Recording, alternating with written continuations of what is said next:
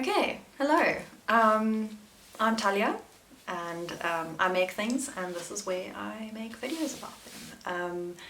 Yeah, today I thought I would just sit down. I felt like sitting and knitting and chatting about a couple of things that have been mulling around in my brain. Yeah, so I am working on this bright orange thing. This is a Leipziger hat. Yeah, I hope I pronounced that all right. Yeah, I know it's German and I do speak German, but still. And yeah, it's basically just like a basic beanie with a little bit of like an interesting detail at the top with the crown decreases. It is my favorite beanie pattern. It is, I think, the first beanie pattern I ever knitted. I saw it, I just loved the detail and so on, and yeah, I have made so many of these, like gifts. Yeah, I think my boyfriend's got two, his dad's got one, my grandfather's got one, I've got two. No, I've only got one until I finish this one, because this one is for me. I do expect the boyfriend to steal it though, but that's fine, he looks nice and orange. Yeah, so that's what I'm working on, just something nice and mindless while I chat to you all. And I will try and keep it in frame, but yeah, we'll see. I was struggling a bit with the framing, but yeah, I'm just working on this one thing, so hopefully it's not too much of an issue if you can't see it all the time. Yeah, it's in a twisted rib, so yeah, if you have a look, there we go. It's not the neatest, but yeah, it's in a twisted rib, and then the other side is just like looks like a regular rib. It'll focus, yeah. But like a really neat one because of the twisted rib, and I really like that because when you fold it over, because I like to wear like a beanie with like a fold over brim. I like the look of it, and also my ears get cold, so that really helps with that. You have a little bit of a difference in texture. You know, you fold over, and then on the brim you see the regular rib, and on the rest of it you see the twisted rib, which I really enjoy. Yeah, I'm working with an acrylic yarn that I bought secondhand, like I do most of my yarn. Yeah, I thought it was going to be enough for a beanie. I hope so. I did start off with one strand, and I didn't like the gauge. It was too yeah, the wind was going to like come straight, like right through the fabric. So yeah, so I pulled it out, I frogged it, and I started again with double strands, and yeah, I don't know if I'm gonna have enough, but we'll see. I might be able to find something that's kind of similar, or I'll just have like a contrast crown. I have no idea. But yeah, maybe, yeah, we'll see. We'll see how it all works out. But yeah, so that's what I'm working on today. Yeah, I'm not wearing anything hand knit. This is just a thrifted cotton turtleneck. I wanted to wear something handmade, but yeah, didn't get around to it. Yeah, so what I wanted to talk about today while I work on this is I saw, I think it was Well Loved Knits, Bethany from Well Loved Knits. I love her videos, highly recommend. You probably know who she is already if you're watching this. But yeah, she was making a video about discussing how knitting has changed her life, and she was like reading some other people's comments as well with regard to that. And since watching that video, I haven't been able to stop thinking about like just the ways that knitting has affected me, and how, yeah, just like things that I do differently now, now that I've been knitting for, seriously, for about just under 2 years. So, yeah, I will just jump right into it. Yeah, so some of these will be kind of similar to the things that one will see, you know, generally in the community on YouTube, on Instagram and so on. But some other ones I haven't really heard before, and yeah, not all of them are positive. So, first of all, I would say that since I started knitting, I actually buy more sweaters than I used to. A lot of people say that when they start knitting, or once they become, you know, proficient knitters, and they are able to make things themselves, they just don't buy those things anymore. I'm the opposite, actually.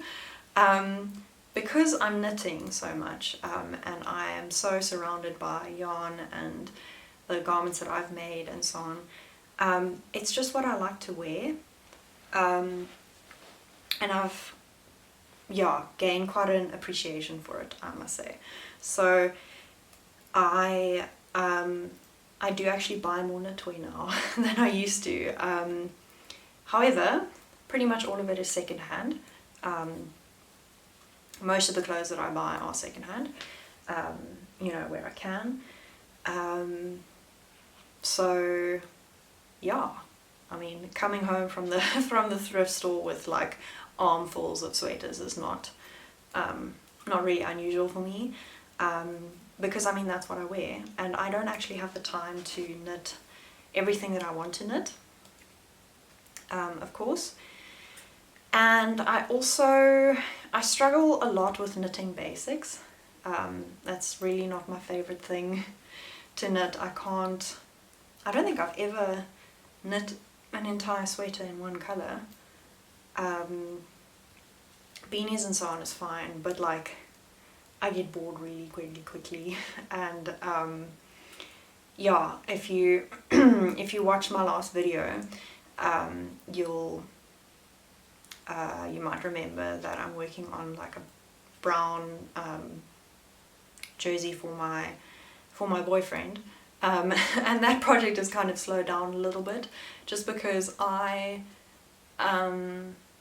get bored because there's no like color work or any of that stuff on it. So and I didn't want it to be.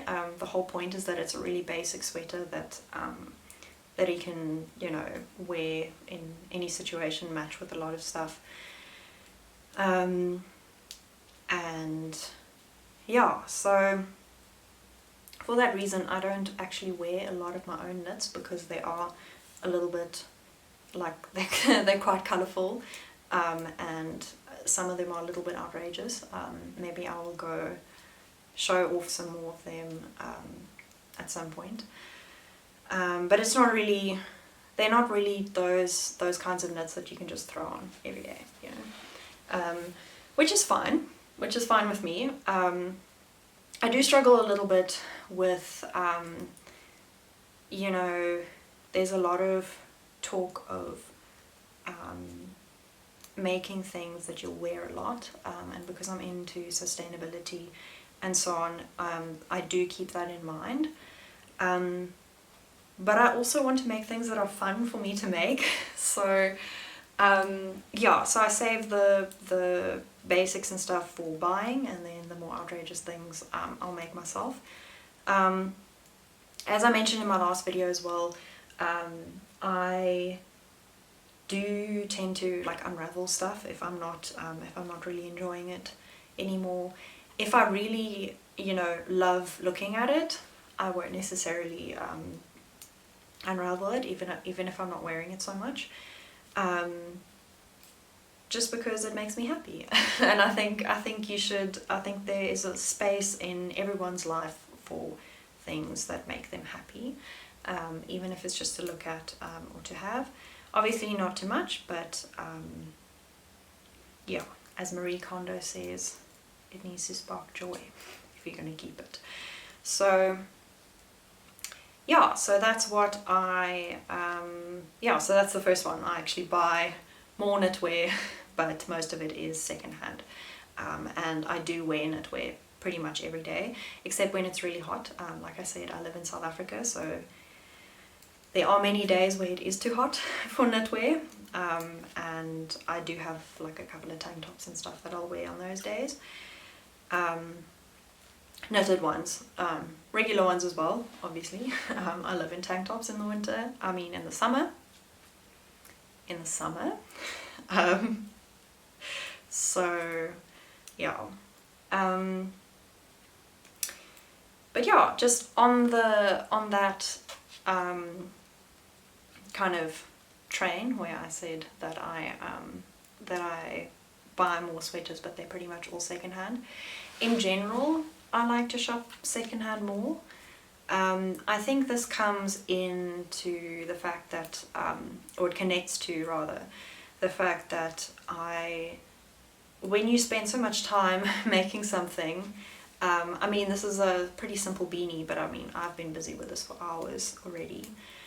I actually meant to like put a stitch mark in and then time it and so on, to see how far I get during this discussion. I think maybe I'll do like a how much can I knit in an hour video at another stage, but yeah, I mean, this is taking me a while, and it's just the beanie, you know, it's something that doesn't look very like big or impressive, but it does take me a long time to make. And also just exploring different ways of doing color work and garment construction as well is very interesting to me. So because of that, I do tend to thrift more rather than buying new.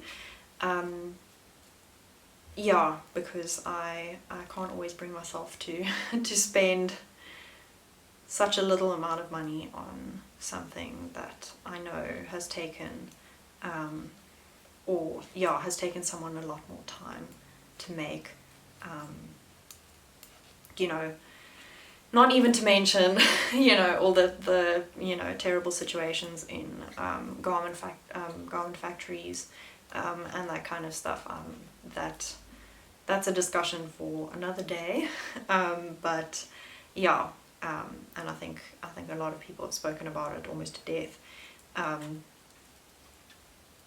But it is an important issue, so we shouldn't stop talking about it. I'm just not going to go into detail here. There's plenty of other good information about that situation, why fast fashion is a bad thing. And knitting has helped me to kind of, in a very tangible way, understand that that clothes should not be as cheap as they are. And yeah, I like to appreciate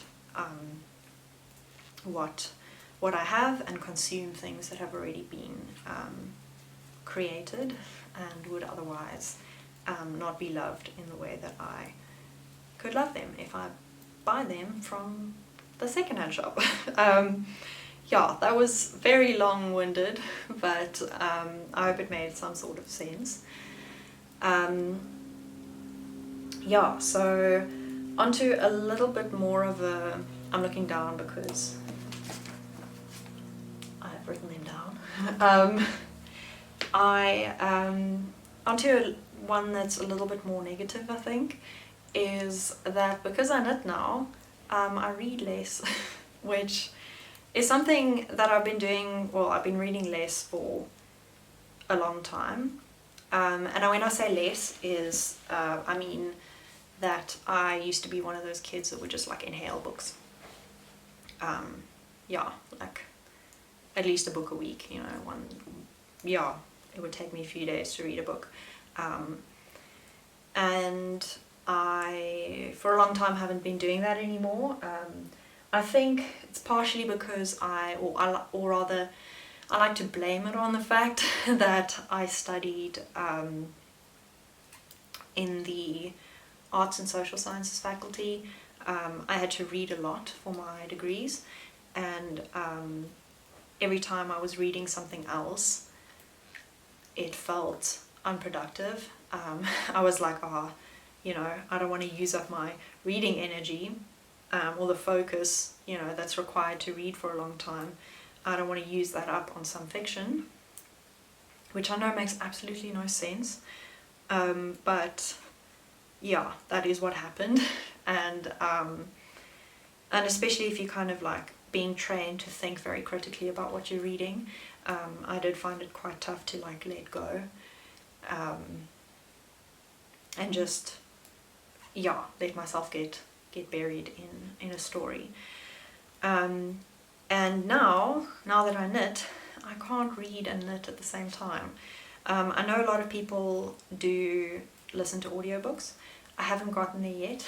I think I need to train myself for audiobooks because I tend to lose interest, or not lose interest, I lose focus.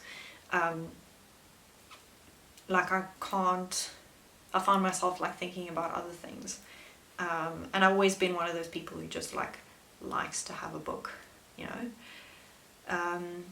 But yeah, I think it's something I should probably look into, is like listening to books and so on. I do listen to a lot of podcasts, and a lot of like podcast type videos on YouTube.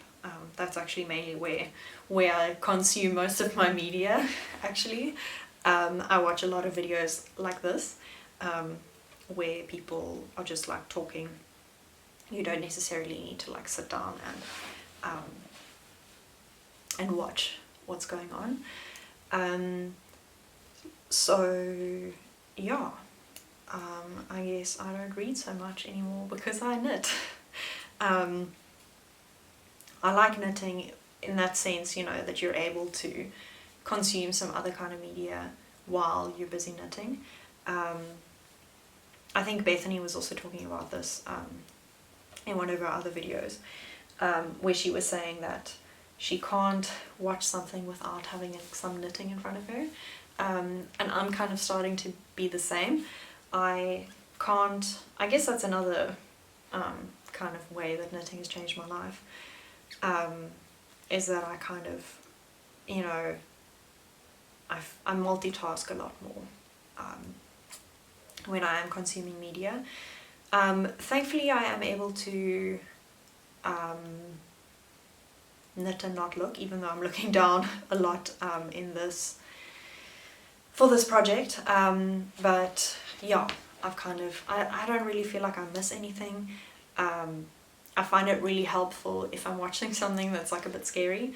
I'm not a fan of scary things. So this kind of helps to create a barrier. And if I'm really engrossed in something, I will put it down. We watched a rom-com the other night, called Love and Other Drugs. And I was so like sleepy, but at the same time just engrossed by the film, so I didn't knit. But that doesn't happen very often. And I guess that's a way that knitting has changed my life, is that I want to do it all the time, especially when I'm watching something. I also wish that it was more like socially acceptable to bring your knitting out somewhere. I actually see quite a lot of, well, not a lot of people, there are like a handful of people on Instagram that I see that just, they'll be having like beer with their friends and they have their knitting with them. And I'm like, how do you do that? I would feel totally weird and rude to do that. What I do is if I'm having like a fun call with friends, I will have some knitting with me. It's kind of easier it's not necessarily in frame, and it's easier to for them to forget that it's there. If you're sitting at a table at a bar, you're gonna see this, and then wonder if the person's actually focusing on you. And the truth is, this helps me focus quite a lot.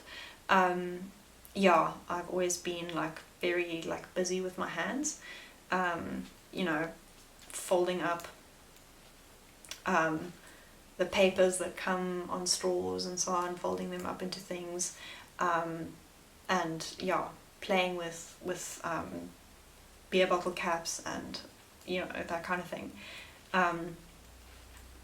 you know, while I'm talking. So this is actually, it's like a productive way of doing that, you know. But yeah, I think I'm going off on a tangent now. But yeah, I just wish that that was more more socially acceptable, to bring your knitting with you. Oh, and another thing what I wanted to say is that I find knitting without looking is a lot easier than crocheting without looking, just because, yeah, I mean, I'm sure you guys know what I'm talking about if you're a knitter, but you know, just the fact that, and also because of the way that I knit English style, and I hold the needles a lot, and I feel the yarn on the needles a lot, so I can feel it slipping from one needle to another, and I can very easily tell if I haven't caught a stitch right, which is especially important if you're knitting with 2 strands, like I am now. But crochet is like, you got to stick your needle into like loops that aren't already on another needle, if that makes sense. So yeah, yeah, you have to like yeah, find the loops, and I find that I need to look down. I think it's also because of the way that I crochet. I crochet very similarly to how I knit. It's actually ridiculous. I hold everything in the right hand, and then I hold the piece in the left hand, and then I stick the needle in, hold the needle with the other hand, wind the yarn around, grab the needle again, and then pull it through. So I guess that's another reason why I'm not like less fond of crochet, because I don't do it very efficiently. That's how I taught myself to do it, and I honestly don't enjoy crochet enough to want to learn how to do it properly. So yeah. Another thing that knitting has changed about my life is that I enjoy Instagram more. I mean, I've always spent a lot of time on Instagram since I joined in like, it had to be before 2015, like 2013, 2014, maybe even 2012, who knows. I've always spent a lot of time on there, and I've always enjoyed it. You know, I've discovered the world of fashion at one point, and obviously, you know, with Instagram being such a visual platform, a lot of interesting things in the industry have been happening on there, and so on. But ever since I started like my knitting Instagram, or my making Instagram, it's mainly knitting at this point, ever since I started that Instagram, and I've been spending more time on there rather than my personal, it's actually been so nice. It's a bit of like an escape from, yeah, I mean, I go on there to see photos of people knitting and the things that people have made and so on, which I find way more fulfilling than the influencers that I used to follow. I mean, I do still follow quite a few influencers and so on, but I've become a lot more picky, and most of them are like knitting related. And I also, I know this is going to sound rude, but it's so nice to not know what every single person that you've known since primary school is up to at the moment. It's still kind of nice to go on there every now and again, you know, you just scroll and then you can quickly see who's had a baby, who's engaged and who got married, basically, who's changed their surname in their Instagram handle. Yeah, I know mainly women, so generally it's a surname change that lets me know that they've gotten married. Yeah, so that was another tangent. I hope you enjoyed that. But yeah, basically since I started knitting, and now that I inhabit a different corner of Instagram than what I used to, I find it a lot more enjoyable. And it's more fun.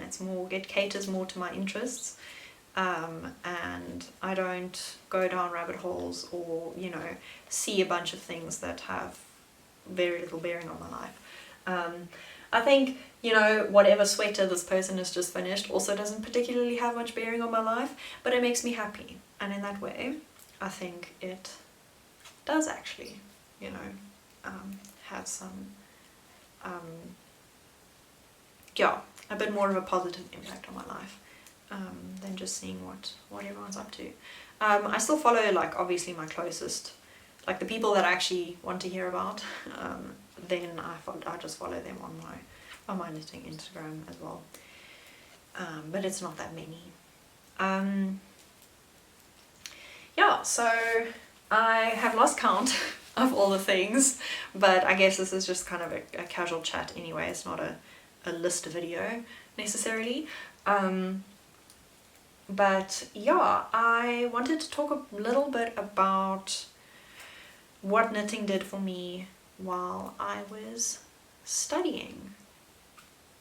So I studied, as I mentioned, in the arts and social sciences faculty, but more specifically general linguistics. So I have a master's degree in linguistics, and so that's for those of you who don't know, that's the scientific study of language. Is the easiest way to describe it. So I did my master's degree in 2 years, which is normal. I was gonna try and do it in one, but that 1 year would have been 2020. So clearly that didn't work out. I had to kind of 7 or 8 months in change my topic I was going to say a lot. I had to basically overhaul everything, start from scratch. But because of that, it was extremely discouraging. And the fact that I couldn't go into campus and be around other academics, because that's what would fuel me a lot. I think I definitely, just the way that I am, I've always fit in well in an academic environment, hence why I did a master's degree. But because I was basically sitting at home and it was just a thesis, so I just had to do a bunch of reading, do a bunch of writing, some data analysis. I did a online survey with some data and so on. But if anyone here who's watching has ever written a postgraduate thesis, you'll know that it's pretty tough. I see actually a lot of people that I follow on Instagram that are knitters are also PhD students. So yeah, that's really wonderful to see, that kind of side of what they're doing. And I find it quite interesting that there are a lot of students in it. So what I wanted to get to with that is that I spent most of the 2 years that I was writing my master's not feeling like I was making any progress, even though I was. But it's very difficult, to have that tangible, measurable process or progress rather, when you are writing a thesis, because things evolve. You, especially the field that I was in, I think this goes for like most like research, especially in the arts. There's a lot of reading that you have to do, and there's a lot of information out there, like so much information. And I struggled with that a little bit, because I was like, I want to be able to read everything that I possibly can about this one topic. And because of the topic that I'd chosen, it would have taken me the rest of my life, basically, to read everything. So that was not feasible. So like the little bit that I was doing, it wasn't actually a little bit, it was quite a lot still. The bit that I was doing it didn't feel like progress, if that makes sense, you know. There was a lot of like back and forth and rewriting and, you know, getting stuck, trying something else, you know, which I guess that's research, but that's also why I did not do my PhD. I do not plan to do my PhD. Yeah, it was just too much for me. But obviously it was during that time that I started knitting a bit more seriously, and it really helped me in the sense that, you know, obviously it was like a nice activity that I could do to keep my hands busy. I also, you know, I would knit and then I would think about my project, because it takes up so much space in your brain, that you're kind of constantly thinking about it, and it helps sometimes if you're just like mulling things over, to have something in your hands. But even more than that, it was the fact that I could see tangible progress, measurable, like consistent progress, because you know, it was like, okay, you knit for an hour and this is how many rows you knit, and if you knit hypothetically for another hour, you will have created that exact same number of stitches or amount of fabric, if that makes sense. So it was nice to have something where it was like, okay, I'm moving forward and I'm doing something, because it's very demoralizing to have to just be doing something where you feel like you're taking one step forward and then 2 steps back and then 3 steps sideways and then, you know, 10 steps in a completely different direction, you know. So I guess in that way it really helped, and it does also, I think, continue to help me if I feel like I'm not really making progress or doing something properly. Yeah, it's just yeah, it's helped me in that way. It's really nice to be able to see the tangible progress. And I speak about this quite a lot on my Instagram. I say quite a lot, I think proportionally quite a lot, as I have mentioned. I don't actually post that much on Instagram. I'd like to do more, but yeah, and I think because of that, I forgot what I was going to say.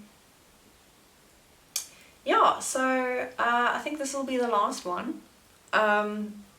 Finally, I think I paid more attention to fiber content now. I mean, it started quite a while ago, especially when I started thrifting and so on. It was nice to have a look at the label and see what something was made of.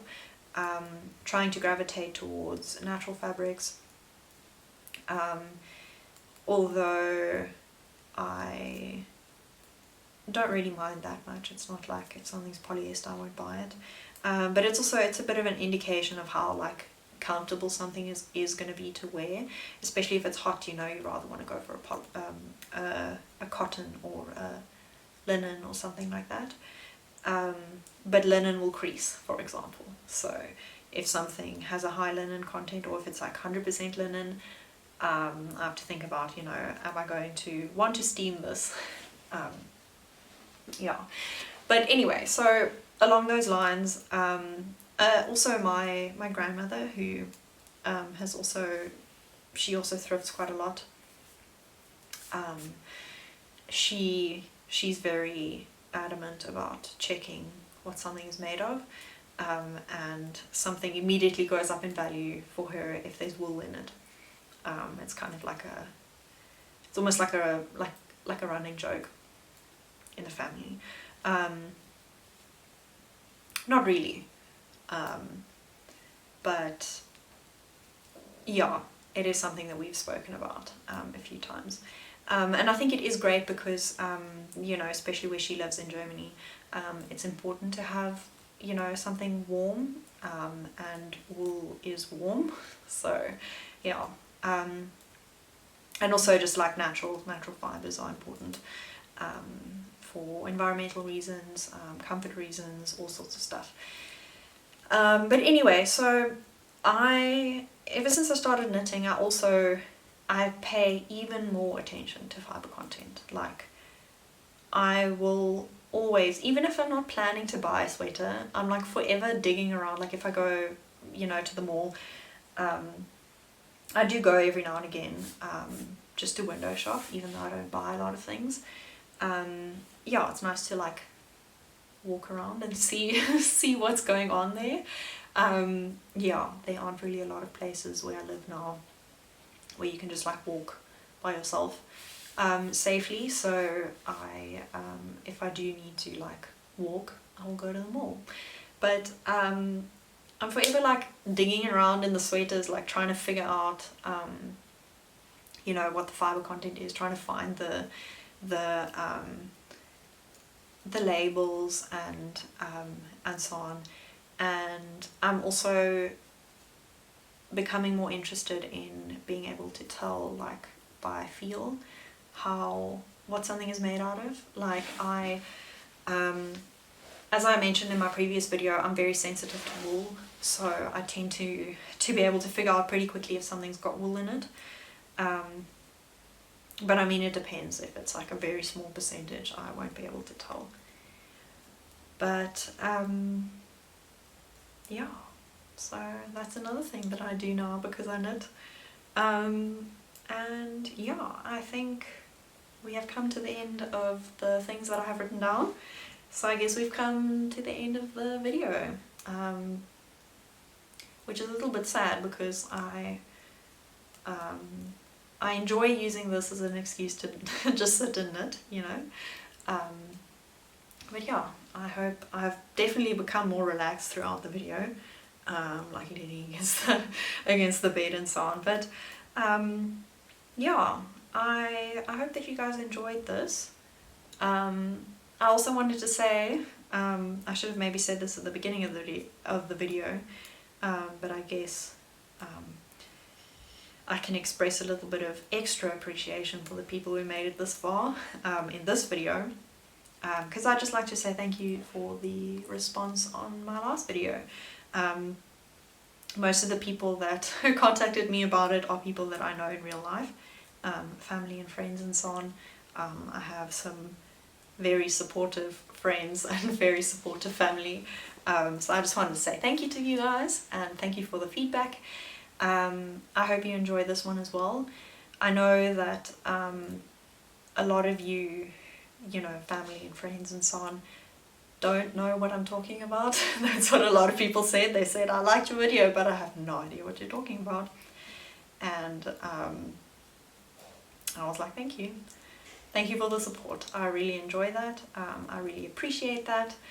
And yeah, I enjoy making these, and it makes me happy to know that someone has enjoyed watching it. Whether they like to knit or not. But yeah, if you do like to knit, if you've been knitting throughout this, I hope that you've enjoyed it. And yeah, I will see you in the next one, because I think this is going to be something that I'm going to do more often. Bye!